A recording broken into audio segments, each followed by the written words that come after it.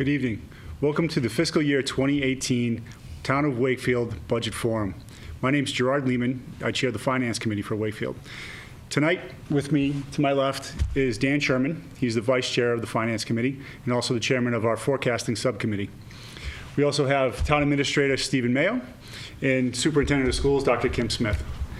We like to provide this forum before each spring town meeting so those of you at home can view in a bit of detail the appropriations that you'll be asked to render an opinion on during town meeting, which is this year on May 1st, so a week from last Monday. So what we'll like to do is take you through some of the past that is prologue to this year's budget appropriation. We'll walk you through the receipts, the accounts that are generally impacted, and how we're spending the money in 2018. From there, we'll talk about some of the future forecasts and get into the granular details of each respective budget area. So with that said, I'll lead off with a degree of detail on the receipts. What we like to show is, at least in the past 5 years, we have achieved and benefited from a roughly 4.4% growth rate in our receipts. That's important to understand because our expected income really does drive that which we can appropriate and spend for the various town services. So on this slide, we like to break down really where the money's coming from, with the lion's share obviously coming from the tax levy. The state aid is a critical component, and we'll get into a little bit the relations on the next couple slides. Local receipts, and another category which we have sort of a miscellaneous all other. So for receipts, this is actually one of my favorite slides, and the reason for that is, it kind of depicts, and I like to point out, the fact that we've grown a bit more independent and self-sufficient relative to state aid. Now, if our legislative delegation is listening or the governor's listening at home, keep sending us more. We'll keep putting it to good use. We'll make you proud. But really, one of the important takeaways from a financial management perspective is that our percentage of state aid to our total budget is on a nice, steady down slope, while tax levy has ticked up in recent years, although it's ticked down as a percentage of total. But it also provides, again, some nuance in the back-end years. You might take a look at that sharp downtick in the tax levy in the past couple of years and say, well, we're diversifying even more with that all other, but it's important to remember when we're budgeting that account or that group of receipts really isn't all that reliable. There's a lot of volatility in those earlier 1990 to 2000 years, and it's kind of trended down from there. So we as a Finance Committee, Steve and the Board of Selectmen for sure, we keep an eye on those sources, but we kind of conservatively budget in recognition of what our big picture and predictable bases are. We don't try to really rely too much on one-offs and things like that. Steve, I'll throw it to you for a bit of color on that. I was going to say that, again, with that state delegation, we will always take more. We will use it well.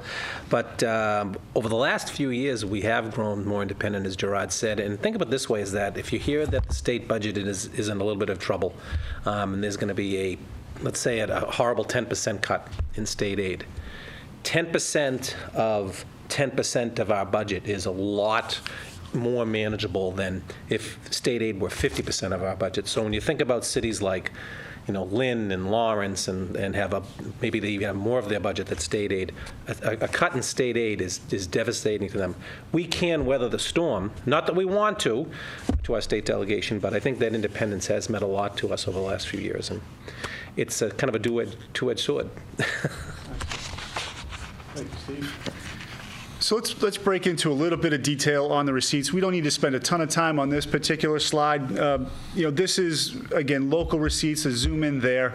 The big takeaway here is motor vehicle excise tax is the lion's share, and there's also some fees and other elements related to other excise tax. So when you get to that classification of revenue, it makes up a big chunk. But it's important to see that we do have multiple streams of other income that come in.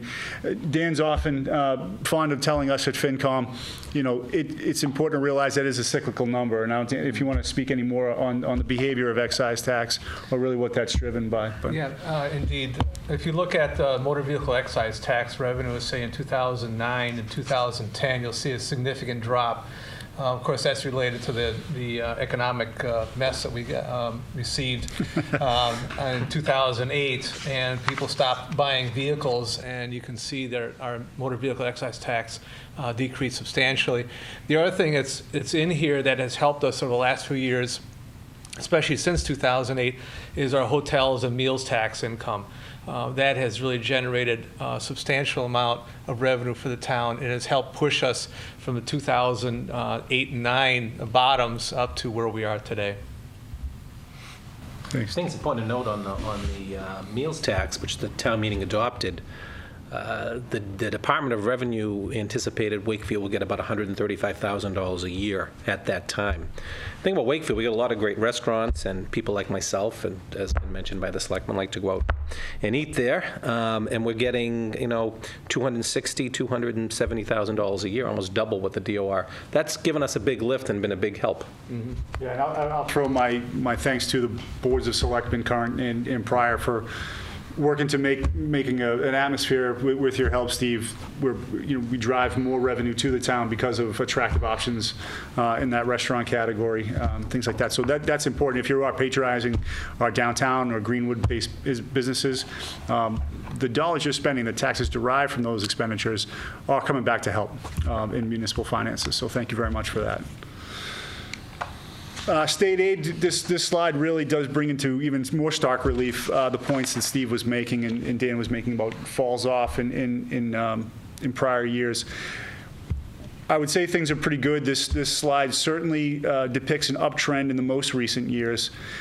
What's probably most helpful for potential town meeting attendees, anybody who's going to cast a vote for selectmen, school committee, things like that, you should be aware that we all work together to keep in mind that some of those lean years, some of those drastic decreases in the post 9/11 recession, and then later the housing crisis generated recession, those potentialities aren't far from our minds. So when things look optimistic, we do pause for a moment and say, hey, what could go wrong here? We'll stress test it constructively without being paranoid, of course. We don't want to unnecessarily cut off funding for services and all the good work that our local staff do.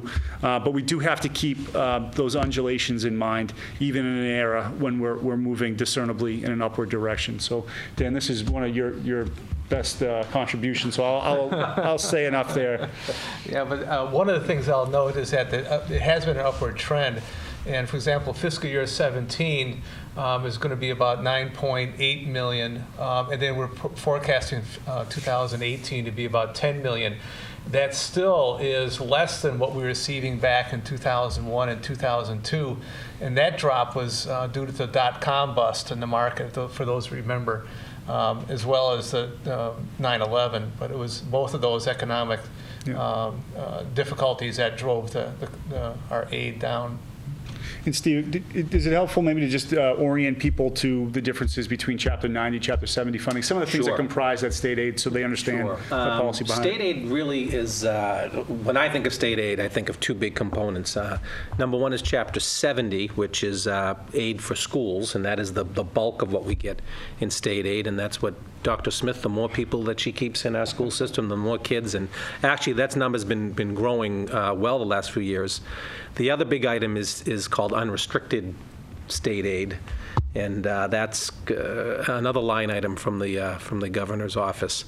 Chapter 90 is specifically for roads, and we get about $600,000 a year on Chapter 90. We need to get a lot more than that to keep up with what we should be keeping up with on the roads, but that is another separate line item. So altogether, we're approaching, again, that $10 million mark, but we were approaching the $12 million mark in 2001. So to be down 20%, I mean, our costs haven't gone down 20% in the last 15 years, so that's been a little bit tough. Yep. So now we're going to brief you a little bit on what constitute our reserves. You'll often hear, certainly in the remarks I make at town meeting that Dan and others have offered over the years, our commitment to maintaining our reserves at about a 10% of total appropriations and articles for any particular year.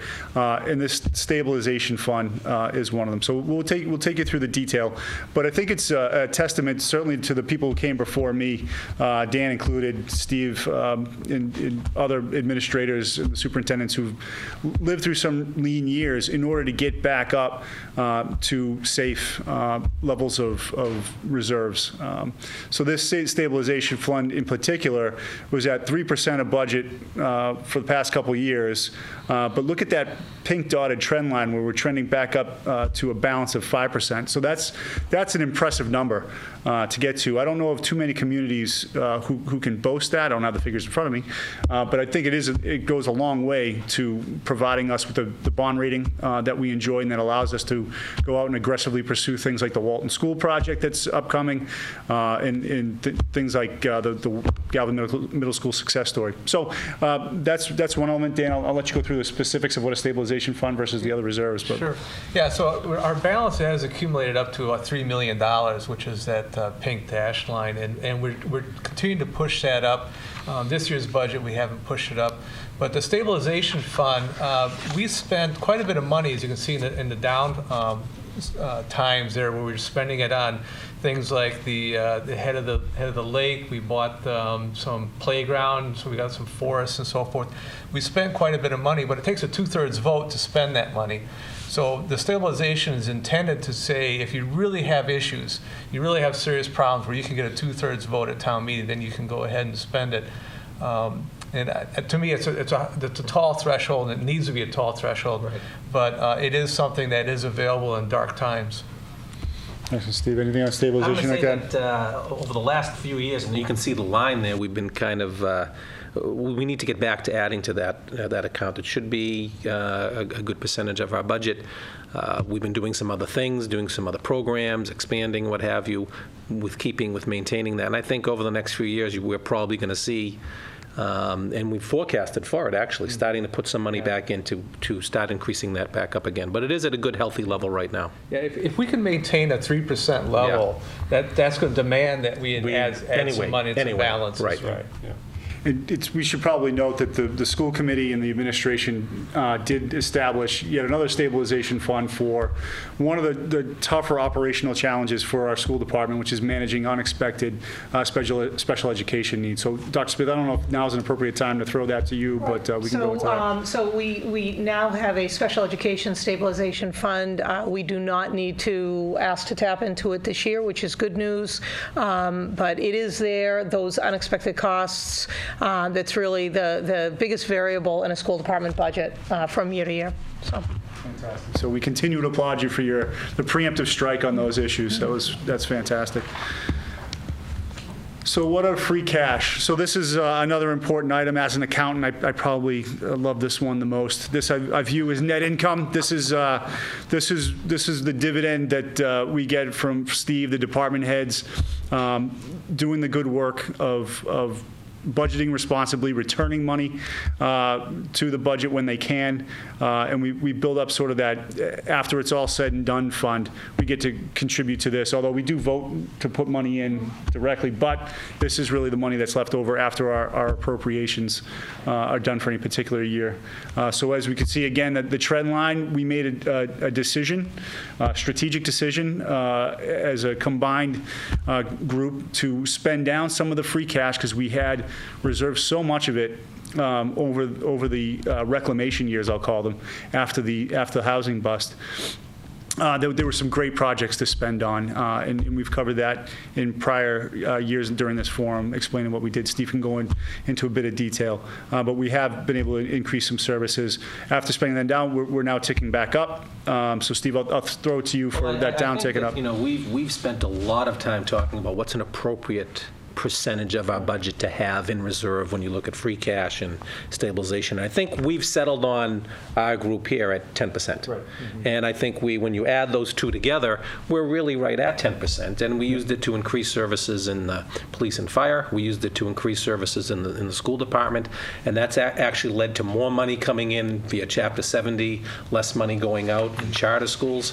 But we are getting to the point where you know what, we've been tapping into. We hope that we're not going to have to do that going too far in the future and putting more into stabilization, what have you. But it has been a great tool. We talked about it over the last few years, and but we also are aware that people deserve and want some services, and we can't just hoard that. So I think 10% is a comfortable number to weather the storm. You know, a few years ago, you look where we were a few years ago, you know, we had like less than $2 million in reserves. That was a little bit scary. And to that point, we've actually restored some services we used to have. I Yes. think about, for example, the library used to have Sunday hours. Right. Those went away for many years. The Sunday hours are back. And talking to Sharon Gilly, she said there's Sunday hours, you know, number of people coming through the library, you know, per hour exceeds any other time period. Yeah, that's great. That is the time when I can get there. I mean, I'll give first-person account of that. That's absolutely true. Debt service fund. Now, this is an interesting one to keep an eye on. It's a good story. It goes together with our capital planning efforts in our regenerative projects that the town has undertaken over the years. But basically, this fund, and Dan will correct me if I'm wrong, it's expressed as to how much we're paying into the debt service fund, but really it tracks the amount as well that's getting paid out to fund bond issuances and the projects like the new schools and things like that. So as you're seeing the performance in this account, what that's saying is we're putting in less now relative to that 0234 time period because obligations have come off. This is actually the balance at each year end. Oh, okay. This is the balance. Okay, thank you. Balance at each year end. Point remains that we're at a fairly low balance relative to other years, and I make a point of this in my forward to the appropriation book, recognizing that the future years have some retirements coming. We're at a point now where we can start thinking about other projects, and I'll let Steve and Kim speak to some of those. Well, some of the big projects that are coming off are, we use this fund to build the Woodville School. Public safety building, the Dolbear School, and basically think about it as your mortgage in your house. Let's really simplify this. So you mortgage your house, you buy a house and you mortgage it, and then at a certain point of time, guess what? You're not paying mortgage payments anymore now. Maybe we think we'll never get there, but eventually, if you keep at it, you'll get there. So, and within the next few years, Senior Center was another one. These are all going to drop off. So we're going to have, is it $1.6 million in payments, I think, that are not going to be going out anymore. So we as a community, I think, are going to have that discussion, you know, what's the next project we're going to do. We're going to talk about the Walton School at town meeting. That's going to be done. That'll be coming through this. Public safety building will be coming through this for the repairs. Get the recreation bond. Recreation bond. Doing some of our fields and things like that. We've talked about roads. Right. So there are some other items that will come through here, and we're going to have a lot of options over the next few years, which are really very exciting. And they're important. So I can attest from my private sector experience. Not all companies do this great. Certainly not a lot of government agencies or bodies do this great to keep an eye on the things that don't get celebrated a lot. But these are long-term issues that need commitment. Consistent commitment over years, and this debt service fund and what Steve just laid out in terms of keeping an eye on what is important, even if it's uncelebrated, is terribly important. So, Kim, I don't know if you want to speak at all about Walton, or maybe we can. A renovation project really worth doing is the Walton School. It's a beautiful little neighborhood school that really is in need of some space issues. We've had modular classrooms there that were put in, 25, 30 years ago, I think now. They're 22 years, okay. They're supposed to be there for 10. Right. Long last there, past their expected life. So we're really looking to remove those. And they now have these prefabricated buildings that you can put in. And that's the plan. Now, the footprint of the school really will change very, very little. But what will be in the school with the renovation will be significant. It'll create a library media center for that school. It'll create, a much safer entrance point for students and for adult visitors. It'll create, an office suite. It'll create a kitchen suite, a gym and cafeteria area that's sufficient. An appropriate number and quality of bathrooms for both adults and students. So really a lot can be done within a renovation of about $6 million. So really quite a great investment for this town, the school system. Thank you. Dan, do you want to get service? I think we're good there. Excellent. So my uptake on this is really, when you're hearing debt service spoken about, things like that, think about it in the context of the larger capital plan or capital needs. It's a very important thing to keep the eye on the long term as well as the immediate term when considering the But budget. it is $500,000 of reserve that we have, so Yeah. it counts as well as the free cash and the stabilization. Oh, that's a good point. So on to capital. We work fairly closely with our colleagues in the capital planning committee and understand quite a bit what their prioritizations are. But here are just a basic trend line. My key takeaway from here is the aggressive move to make headway on what is an exhaustive list of requests that come in from the department heads, probably some community input, things that we see from year to year. So we are right up through, including this year, really attacking some of those things that our service providers need to do their job. So we do it in various ways, either with tax levy, we do it with bonding. But to be making headway on that blocking and tackling type initiative comes through this capital outlay, and I think it's a success story and has been for a couple of years. Dan, I don't know if you have... One thing to point out on this chart is the first two, the purple and the green lines, are the dollar amounts that, the first one is the dollar amount that we've been spending. We're at roughly $2 million through 16. We're going to be about 2.1 and then 2.2 for 17 and 18, so that's going in the right trend. And as a percentage of our total budget, we're roughly at 2%. And the one might say, geez, we should be higher than that, but what I did was add in the bonds. Because obviously if we're building schools or building public safety, recreational bonds, all that counts toward capital. So I look at the upper two lines as saying, okay, how much are we spending on all in? And we're up in that 9.5% range. I'm sorry, about 7% range in terms of total capital, and the dollars is roughly $6.5 million toward capital, which is that's the kind of spot we want to be. Exactly. So I'd like to see those lines continue as a percentage to stay relatively level at this point. Obviously, the dollars will have to go up to keep up with our total budget. Yeah. Steve, anything on this particular I'm slide? going to say you can really see the commitment that the community has made to invest in ourselves, and that's what the capital program really is. Yeah. And we have this mapped out for a long time into the future, and Dan is very good at reminding us that we have, $36 million of of the capital expenditures we're not getting to, so we get that. And they do. When you think about how fast the DBW can clear a Snowden block, or the police chiefs want for new and responsive cars, things like that, it's all coming through here. So this is an enabling budget, without a doubt. Large budgets, I'll throw this one to Dan because this is really his caption. And Steve, you probably want to get in on health a little bit. But Dan, go right ahead. Yeah, so one of the things I like to look at is, where the big dollars being spent that are, not necessarily, personal services. And healthcare has been a big bugaboo for us many years. You can really see what happened to it. Less than $4 million in 1998, climbed at a very, very steep rate. The peak hit there in 2012, and that's when we made some serious changes. We decreased. We went to the GIC. We changed the plans. We did a lot of stuff. And it dropped precipitously, but it's a little bit of a misrepresentation there, because what we started doing after the drop was we also started putting aside money for the OPEB, our post-retirement medical contributions were $1.8 million. Now it's roughly 1.6. So if we didn't do that, the drop would have been even larger.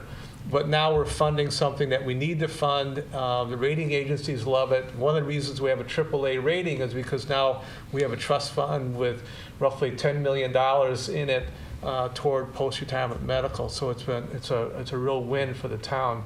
And I'll just jump in at the risk of interrupting to say, both the health and the retirement line that you're probably about to talk about, those are national issues. A lot of government bodies, statewide, nationwide, the federal government, they're dealing with similar issues. So it's Right. not just us, but I think the responsible nature of the way you all set up the OPEB account and agreed to fund it at an early stage and the progress we're making there, that probably sets us out to the top end. I'm And I think pretty that proud of the I associated. mean, it's embedded in the budget at Yeah, this point. right, and That's a hard spot that's a in the big budget, it's governance there.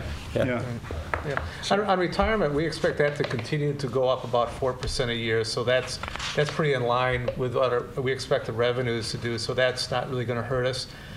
For a while, the increases in the VOC budget, both just down the road from here, as well as in Lexington, that really hurt us for a while. You can see a big increases through 2012. And kudos to Steve to working with the VOC and trying to get that under control and get a handle on it. You can see it's pretty much flat since that effort. So kudos to Steve on that. And it's a really good partnership now with them. Yeah. I mean, even to the extent where they'll come and offer, they want to have their kids do some practicing on auto work, and we can have some body work done that we don't do in-house. Yeah. So there's a really good synergy going on up there right now. Yeah, Chief Smith has spoken Yeah. about the value. It's there. really helped. So what about some of the components and how things break down by the nature of the expenditure? So personal services, municipal government is a service organization by and large. So that which we're paying for our people is a big consideration. Obviously, the schools, the fire department, library, these are all things that people find tangible value in, so we caption it here for you. The increases are pretty close, 5.9 for the school, 5.9 over fire, library 5.6, 6.1 for police, and Steve, you probably want to add some color as to how these all come out. But this is an important takeaway for sure. I think in a lot of them, they are showing, and I don't want people to think that looking at that, well, geez, town employees are getting 6% raises every year. That's not happening. No. What's happening is that we are adding services. We're restoring services in many instances. Fire prevention officer, which went away and now is back. You mentioned the library. Library hours. Police, resource. adding very mission-specific police officers to deal with domestic violence, substance abuse, school resource officers. So adding things that really we need in this society. DPW, Director Stinson will tell you that he's been down 10 people every year. I said, well, we added one last year, so it's 9, but it's only, well, no. But stormwater management, engineering sources that need to be on all of the road work, those were cut. Yeah. And they were added. In general government area, you're looking at more veteran services. You're looking at more IT and social media services and things like that. So really, and in human services, more recreational activities and senior center activities. So these are services that are going back to the people, and I think it's made a great difference in the quality of life here. And there's been some strategic decisions around it too, like the DPW has taken on more of the school support. Right. And that's, put more demand on DPW, freed you up to focus on what you're good at, which is educating the kids. So Superintendent, please delve into your school personnel costs, if you might. Yeah, and just, in 2016 in particular, we started really moving forward with restoring some services that we really needed in the schools as well. And so we're really, I think we're adding people in the right places to enhance learning for kids. Excellent. Thank you. Total budgets, again, thinking of the services that we all come in contact with every day, these are your main points. 6.4% annual increases in the schools. That's laden with some indirect costs. So, Dan, you might want to reconcile that 6.4 with the 4.84 that people might have heard about.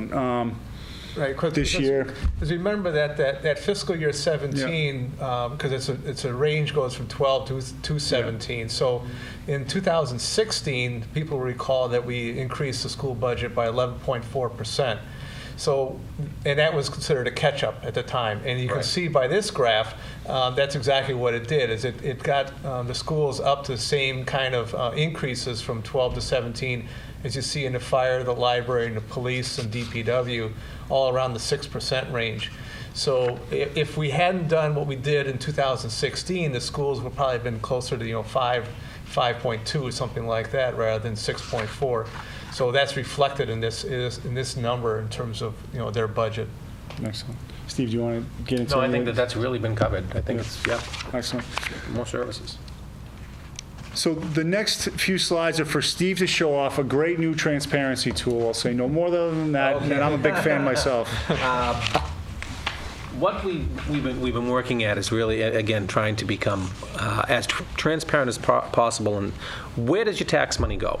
I mean, it's, I pay a real estate tax bill of, I think the average tax bill in Wakefield is about $6,148 per, for a home in Wakefield. What does that mean? What do I get for that? So, I really think that this tool we have, Wakefield Visual Budget, and we are working with it, trying to make sure we load each department correctly, really is going to let the homeowner say, hey, this is what happens. So if you look at the slide right here, talks about what our revenues are in town. And maybe that's very interesting, and that's kind of like, okay, that's what we have for revenues in town, about 88, 89 million. How much is made of property taxes, state aid, and what have you, local receipts. Interesting, but that doesn't drill down to really what I want to drill down to with you. Expenses, too. What does that mean for expenses for the town? But let's look at yourself now. I pay $6,148 a year in taxes. That's the average tax bill in Wakefield. What does that mean? Where are my tax dollars going? So you can go on our website, and there's this pointer here, and you can maybe point on to different areas. What are we paying for schools? What are we paying for benefits? What are we paying for public safety? Okay, so you can look at that. You can actually drill down. So on the next slide, you can say, all right, public safety. Out of my $6,000 a year that I pay in taxes, $728 of it goes for police and fire. When you think about that, that's not a bad amount of money to pay a year to protect your family for police and fire. You can break it down even further. For police, it's $361 a year. So to protect your whole household for police, $361 a year. Again, not a bad deal. Fire department, what am I for fire? $337 a year, if something happens in a fire emergency service. Again, that's a lot less than you're paying for homeowners insurance in your house. So you're paying this for the fire department. I think it's great. Public Works in all of its different divisions, you're paying $610 a year, whether that's building maintenance in town, highway maintenance, administration, what have you. I think this greatest one is snow and ice. $51.85 a year is what you pay to have all of the roads plowed and the sidewalks plowed in Wakefield. You probably can't get your driveway done once for $50 a year, for $50. So I think that's a great deal. So I decided to drill it down even further. Lift up the selectman's office. The selectmen do not get paid. Let's make that clear. They're volunteers like everybody else. But to run the administration of the town, it costs the average taxpayer about $36 a year. Now, although it isn't able to drill down yet, and I will be the only salary I'll put in there. For me, if you drill down what I am in that, it's about $11 a year, and I think that's quite reasonable. So, so what you can do is you can really, in fact, at town meeting, I'll be there around 6 o'clock, that you can actually come and try to use this. It is loaded, will be loaded on the website. You can come in and we'll punch in your taxes, and you can play around with it with me, so you can see what it's like. I think it's a great tool, and it's really going to drill down deeper and deeper into each department, so you know exactly where your money's going. So, can I ask you a question about that? Yep. So how did this idea come to you? Well, actually, at the Mass Municipal Association has their annual convention every year, and I actually saw a presentation of this a couple of years ago. In fact, I think Selectman Donaco, who's in the audience, was with me at that presentation, and I thought that was what a great tool to let people actually know. No one likes to pay taxes. I'm a taxpayer in Wakefield too. I don't like paying taxes. None of us like paying taxes. But what do you get from it? And if you really drill down on that, I think it was a pretty good tool to talk about that and see where your money's going. We talk in the abstract. We talk about OPEB. We talk about health insurance. But what does that mean? Yeah. So I think this is a pretty good and neat idea to look at. So we're going to see more of that as we go forward, really breaking things down for people. I think it's a great investment. And I asked that question knowing the answer because Steve does a great job. Selectman Donaco is particularly committed on getting out and finding best practices for the town. So by investing whatever the fee is to go to MMA, we come up with this transparency tool. I'm going to ask Dr. Smith the same question about her teacher development expenditures and things like that, but it's things like that that we certainly do in the private sector that our team here in Wakefield are doing on your behalf to learn what is great out there and then bringing it back home to deliver some real taxpayer value. If you're done with that, done with that. he will take the mic Okay. and take budget priorities. All right, so I'm going to talk about 2018 first. And the priorities, public safety is always at the top of our list for obvious reasons.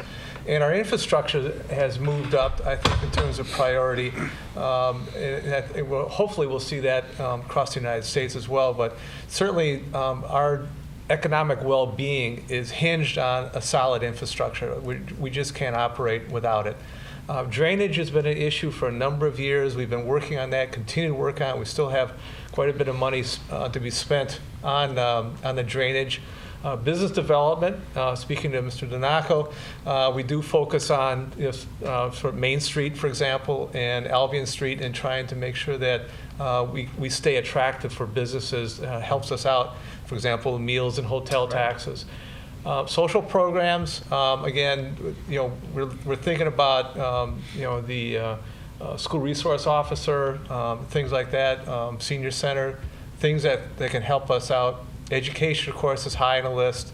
Our buildings, we need to maintain our buildings, and we need to maintain our reserves. So with all those priorities in mind, we started working through it. Right now, our reserves that we discussed are at an acceptable level. We're roughly at 10%. We want to stay at roughly at that level in case dark times do return, like in 2008 or 2002. We have been enhancing some services. We've already talked about some of those, like the library and so forth.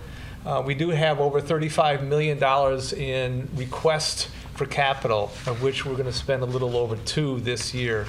A number of those capital projects have been on that list for many, many years. Some stuff just getting pushed out to the back burner just because we don't have sufficient funds to deal with it. I've already talked about the meals and hotel taxes. That has helped us out quite measurably, continues to do that.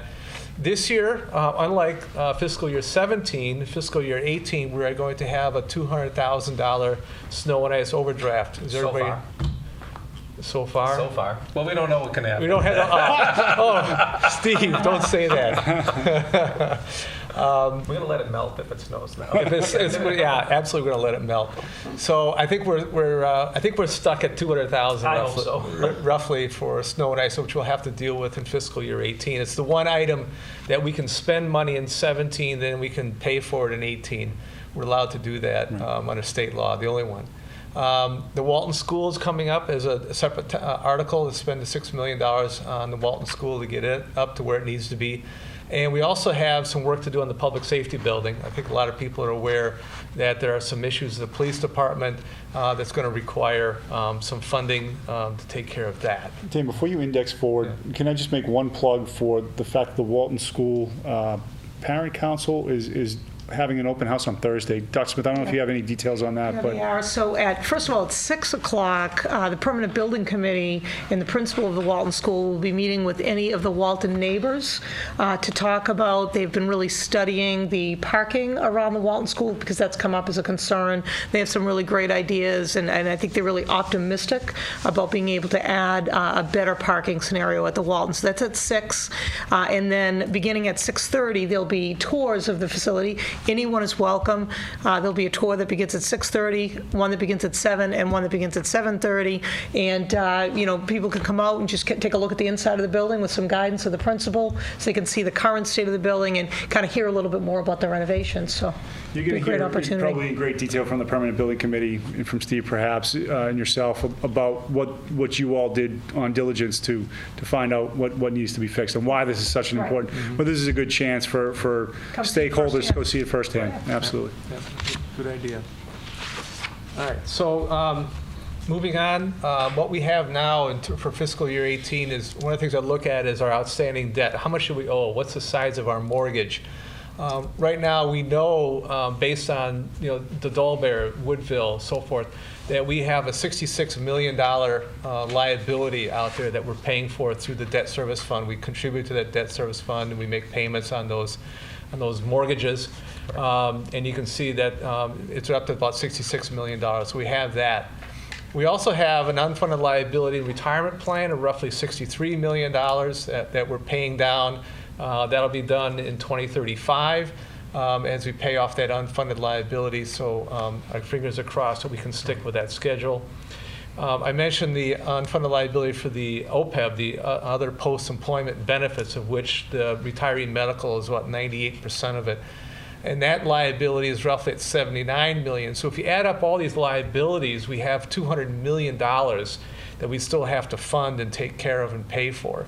So even though we've had good economic times, we've got some good reserves, we're up to roughly $8 or $9 million in total reserves. Our debt is $200 million, so we have quite a ways to go. Dan, had we not gone, and maybe this is an unfair question, but you off the top of your head, had we not gone to the GIC, had we continued on that same track before, and had we not even started funding OPEB, what would that OPEB liability be? Probably somewhere north of $100 million, Yeah. I would say, between $100 and $110 million. Because just the fact that we have $10 million in the OPEB trust moves that up to $89 million. Right. The GIC, we saved 15-20% on that move. Yeah. So yeah, it's at least $110 million, maybe even be more than that at this point. So that's a great story of what, 40 million or so that we've That we've saved. Yeah. Yeah, we could. Yeah. Explain what happens to OPEB money once it's placed in the account. Just a little bit how we put it to work. It really works just like the retirement. You set the money aside. You can only use it for post-retirement medical and post-retirement life. Those are the two areas that we fund a portion, the subsidized, to the employees, retirees. That's the only way you can use it. And some people are concerned that once it's in there and we have some bad times, we still have to put money in, and that's not the case. Unlike the retirement, there's no requirement to fund it. So if we do get some bad times and we feel that we just can't put in the 1.6 million that we're putting in now, we don't have to.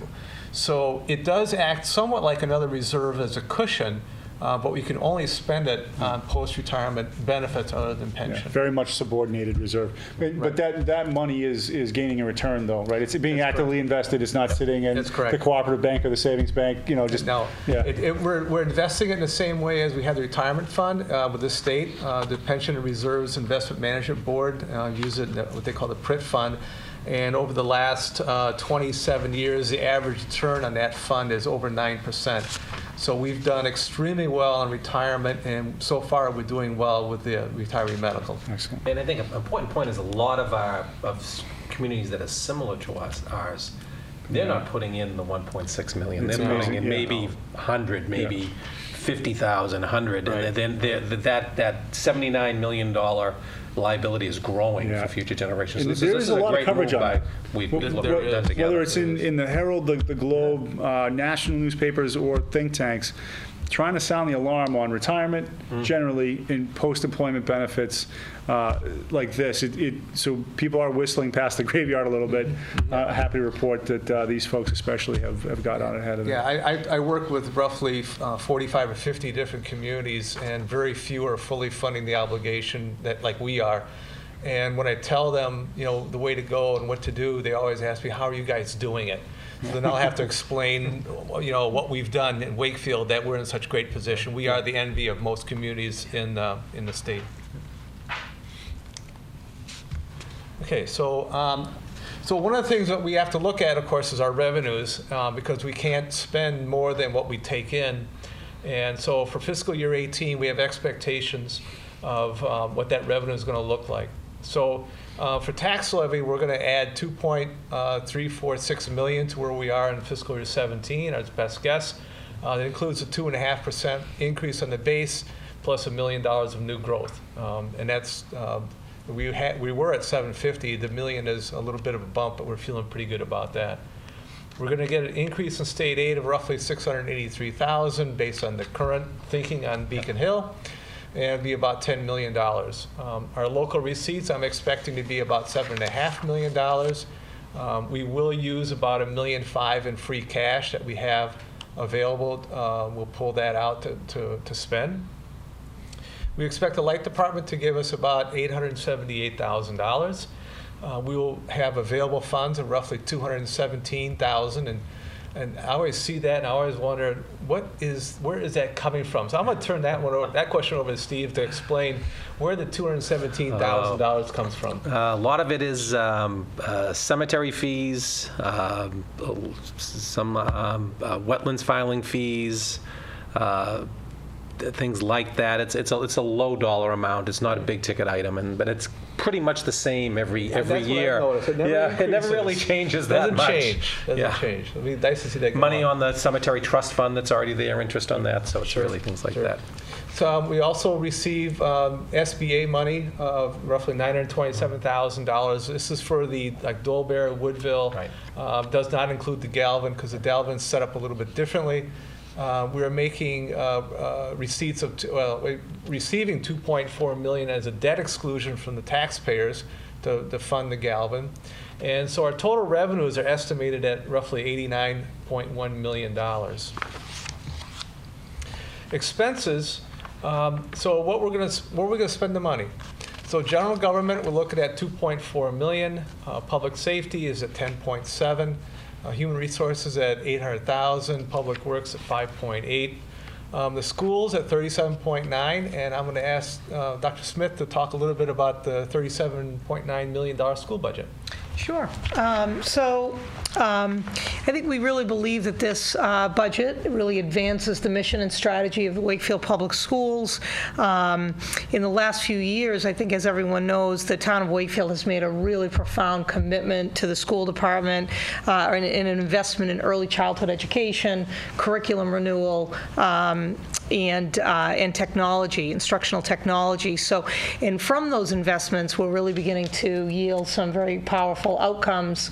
I've been lately sharing the great news that from our most recent state assessments, we have 3 of our 6 schools in the Wakefield Public Schools were rated level 1 accountability measure schools, and the other 2 at a very respectable, highly respectable level 2 rating.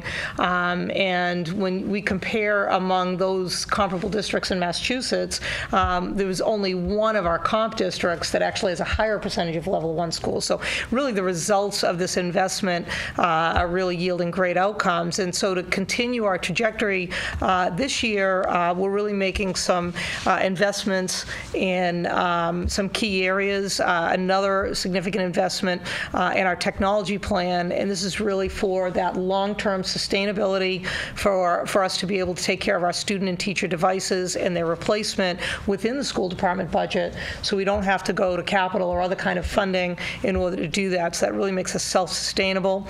And this is the 3rd and final year of that investment, so that's great. An opportunity to realize kind of the ideal environment for learning for kids at the Galvin by eliminating these split or odd number teams that we carried for years in Wakefield. We'll be able to do that. Our opportunity to ensure optimum class size in math at Wakefield Memorial High School. That's our largest cohorts of students go there, and at the same time being able to maintain our advanced placement courses in doing so. Addressing some support for some intervention services, both academic and social emotional, enhancing our teacher development to work with these technology tools and curriculum, value placed on world language curriculum and programming, and then maybe one of the most exciting features is to reduce activity fees for students in the visual and performing arts, theater, and athletics, really taking our first step towards reducing fees. So that's really exciting. And I think just in general, we're in really an unprecedented time of growth as a school system. And this FY18 budget allows us to really continue on that path toward excellence. And so we're really excited about it.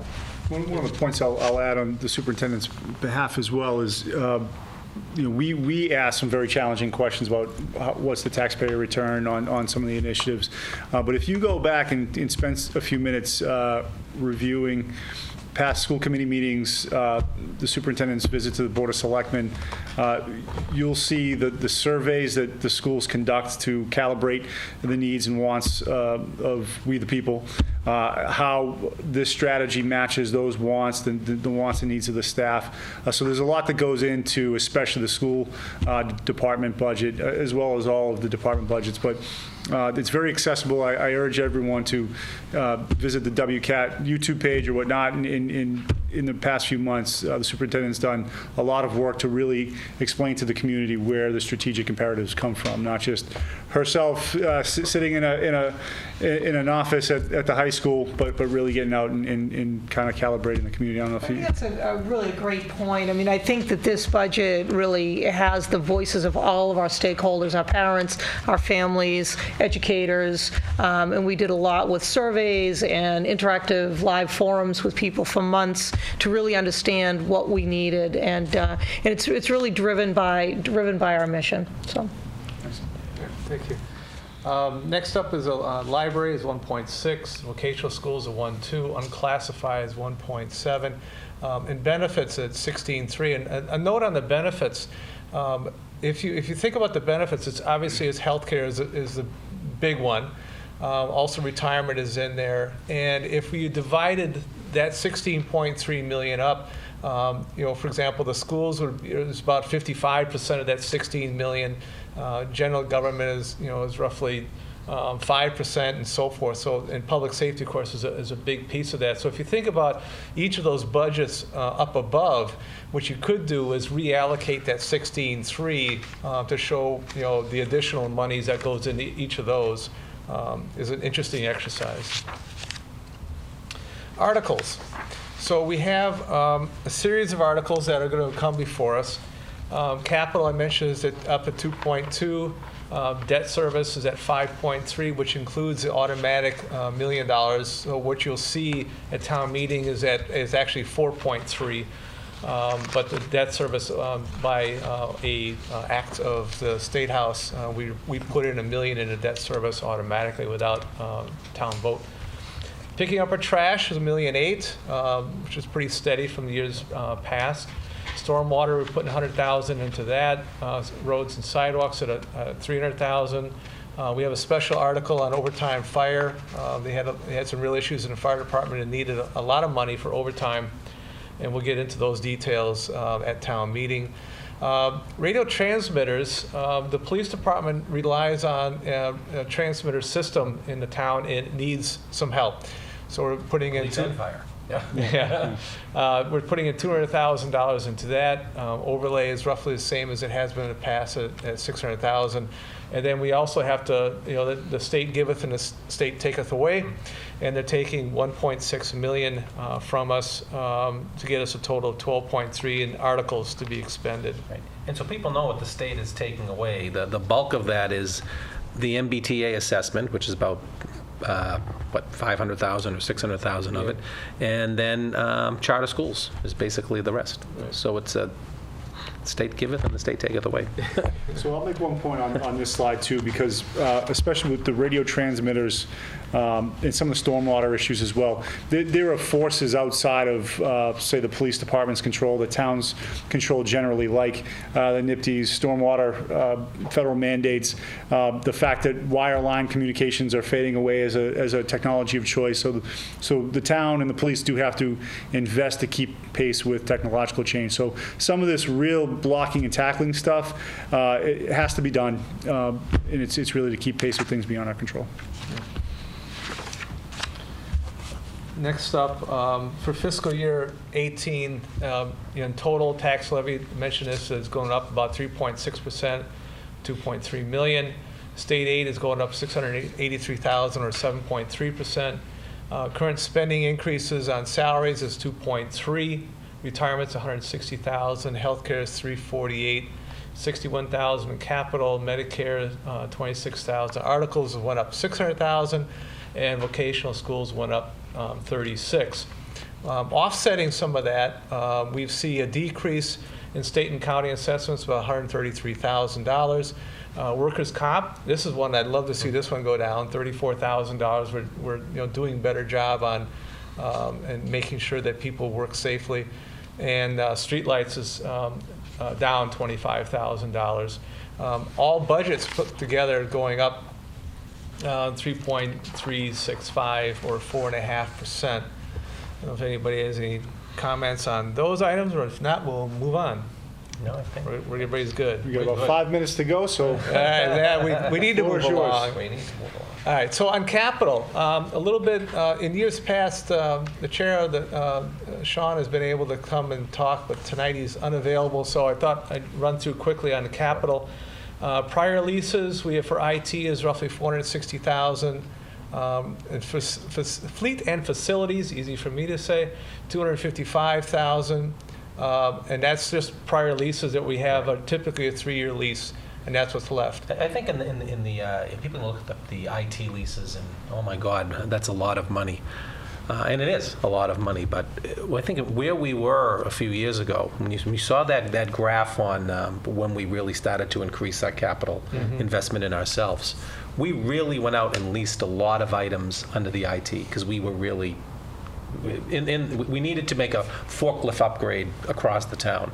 And so we are still paying that. I think going forward, you're going to see that prior lease number come down as we'll continue to invest, I think, $500,000 a year in our IT department, but less will be prior leases and more will be as we enhance on. So that's a good point to look at. Yeah, you're absolutely right. I recall when we first started doing leases, only because that's something we had could to afford. We could afford it. We had to The do only thing it, we yeah. could afford, Yeah. and it dominated the capital budget, and it's getting a smaller and smaller portion each year. So that two of them now are roughly 33% of our budget. Right.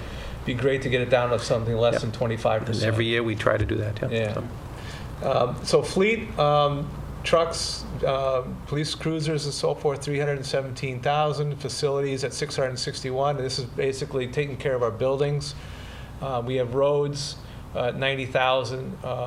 Mr. Stinson would love to have us put more into that.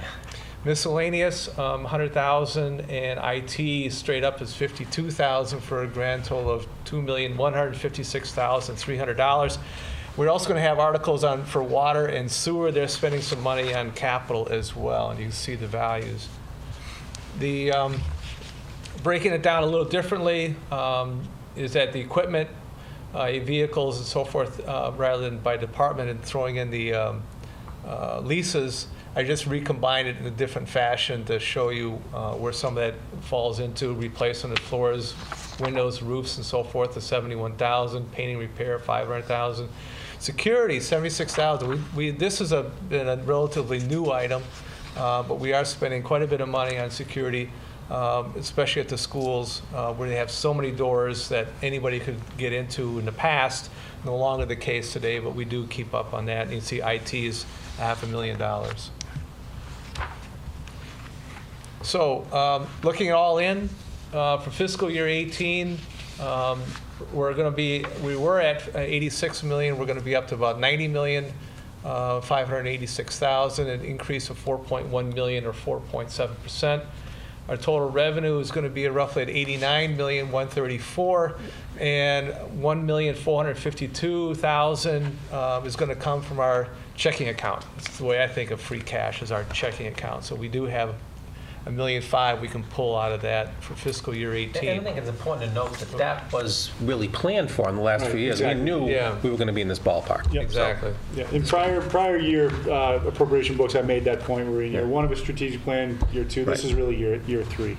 And I failed to mention in my receipts offering that uplift in the budget in total is made possible by some of the new growth that people are seeing around town, right? So the tax levy, the 2.5% or less increases in your taxes is one thing, but it's also bringing new revenue sources on, new property taxpayers and things like that. People who have been around town will certainly see it. Okay. Challenges. We still have challenges, things to think about, things that we need to deal with down the road. And these are the things that always make my list. Many of them do. In terms of like building and field maintenance, we need to maintain our buildings. It's much more expensive to replace a building than it is to fix the one you've already got. So we need to focus on that. We do need to spend more time on roads and sidewalks and a few of our fields need a little bit some help. We still are spending a lot of money, and we'll continue to spend a lot of money on stormwater control. The high school has been a subject of a lot of discussion of late, and will continue to be. And that's going to be a big ticket item and a challenge for us to fund. And this may be one of those that, like the Galvin, becomes a debt exclusion. And we do know that we have over $34 million in capital projects that are on the back burner, waiting for us to come up with some funds. But at the moment, we don't have that much.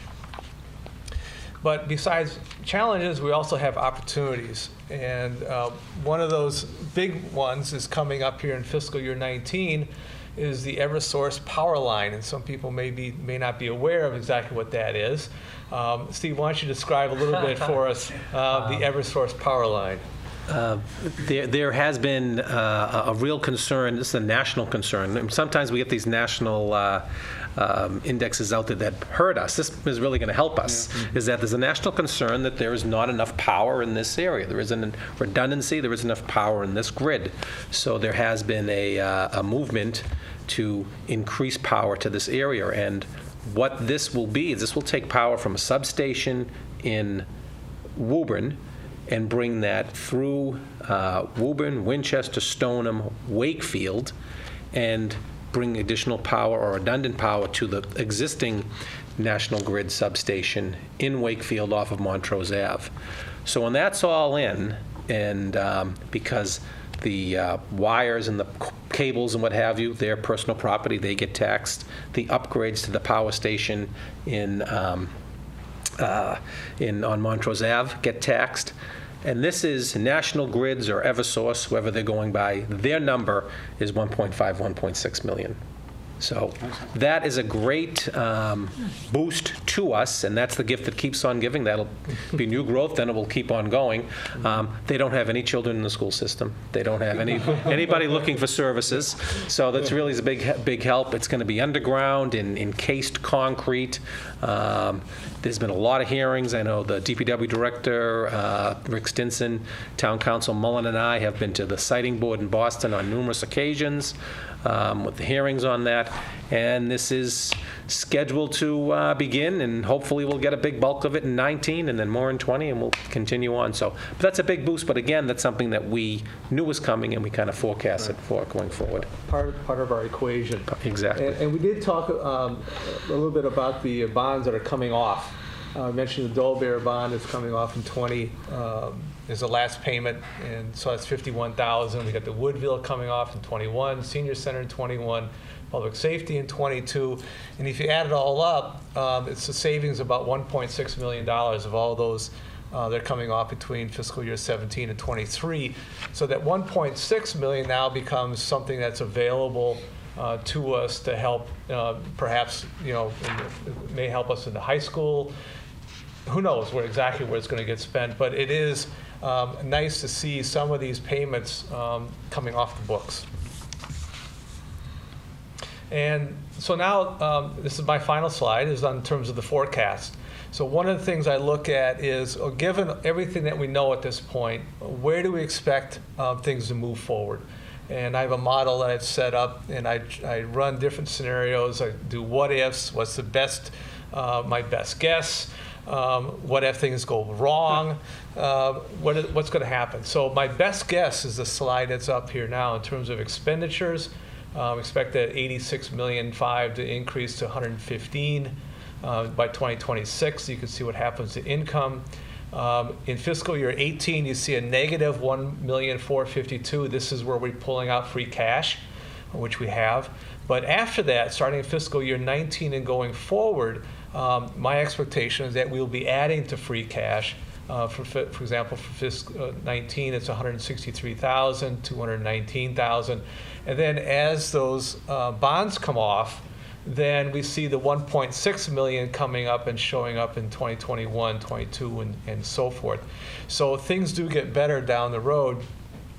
I'd also point out in the last column, the increase in income from year to year is roughly in the 3%, 3.5%, 289. You can see the last column. I'm assuming $1 million new growth each year going forward. Hopefully that'll go higher. State receipts do better, that may be going higher. But in a long-term basis, I'm always sticking to roughly a 3% forecast for our total revenue. If we do better than 3%, it's a bonus. But anytime our budgets now, as you see, we went up more like 4.5% this year. But on a long-term basis, I think we're going to have to stick it and keep it down to the 3% range. Days of 5 and 6 are long gone. So that's my current forecast. And as I tell my clients, this is exactly how we look as of April 24th, and April 25th, it's all wrong. So Dan's being exceedingly modest. I will say on his behalf, because he's too humble to say so. His forecasts are very strong, very reliable, but we also benefit from Kevin Gill, the town accountant, and Steve running their own forecast. So when we meet as a forecasting group or as an entire finance committee, we really have the benefit of multiple people. People like Pete McManama, one of our members, also plays with Dan Model. I do a bit of myself. So there is a diversity of views, a bunch of different chicken littles who are playing with the model before we bring our appropriation recommendations to. So that concludes our prepared remarks, I think. Can I throw it to any one of you for closing remarks, Steve? Dr. Smith? No, I would just say that town meeting is Monday, May 1st. And this will be running a number of times ahead of time. I will tell you that, I'll speak for myself and Dr. Smith, we're available if anybody has questions going forward. The recommendation book that you will get at town meeting is on the town website. It's on the town Facebook page. You can look at it. You can ask any questions. We want you to have the information out there. We try to get out there as early as we can. So you have a week to look at it. And I think that we have worked hard this year in the budget. I want to thank the Board of Selectmen and the Finance Committee for working hard. I drive them hard like every last few weeks. It's like every night we've been together, I think. So, yeah. but I think it's made the reason why Wakefield works as well as it does is because of what this group and our committees do together. I might add, in terms of the town website, my presentation will be posted on the website. Okay. And I think the Finance Committee has its own page. I believe so. We'll figure out where that's going to go. Well, yeah. But for those that want to go back and look at what we just presented and didn't record it, we're going to make this presentation available as well. You'll be doing a presentation at town meeting. That's the plan. That is the plan. That is the I will plan. make it so. You have to talk to Mr. Carroll. I will do. Top of my list. Well, that's all from us here at the WCAT Studios. I want to offer my very special thanks to Dan, Steve, and Dr. Smith for letting me host them here tonight. I want to thank WCAT for putting this on and supporting us through the many years we've done this. We hope you at home find this to be a valuable resource to come to town meeting as informed and empowered to make the final decision on all the things that we went through tonight. So from us here in the studio, thank you very much and good night.